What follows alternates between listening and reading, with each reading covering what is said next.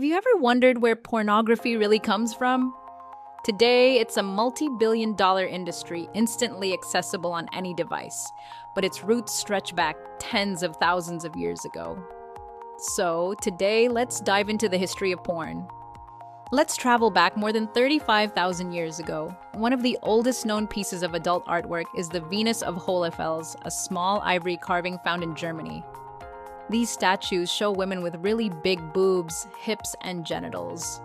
Most experts think they were made for fertility or religious reasons, like praying for babies or good luck. Interestingly, from the start of humans, they always imagined everything according to their sexual fantasies since the cavemen and cavewomen were obsessed with sex. There's even a tiny stone carving from around 11,000 years ago showing people having sex, which is called the Ain Sakri lovers. Now, fast-forwarding to ancient civilizations, the Egyptians created a famous scroll full of super explicit sex scenes.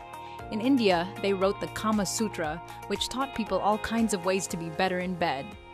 The Greeks were even more wild. They painted sex scenes on plates, cups, and walls. In the city of Pompeii, almost every house and bath had paintings of porn. They even depicted their gods and goddesses as attractive naked statues. The Greeks didn't hide anything at all. Sex was part of life, art, and even religion. The word pornography actually comes from ancient Greek word which meant writing about prostitutes. So basically, porn star is just another synonym of prostitute. Also, most of the fetishes we see now in porn was depicted by the Greeks. So in ancient times, it wasn't really dirty or secret. It was just normal, but things changed after modern religions like Christianity came into play as the openness of sex and the nudity of women were banished. Crusaders burned and destroyed most of sex-filled artworks of the ancient times. In 1524, an artist in Italy named Giulio Romano created a series of 16 very explicit sex positions. They were so shocking that the Pope got angry, destroyed most of them, and threw the artist in jail. But the images still spread secretly.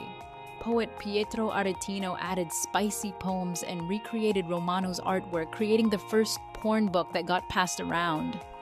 In the 18th century Victorian era, John Cleland wrote Fanny Hill, which is an erotic novel about a prostitute, and that became the bestseller in England. Then, after each technological discovery, pornography was attached.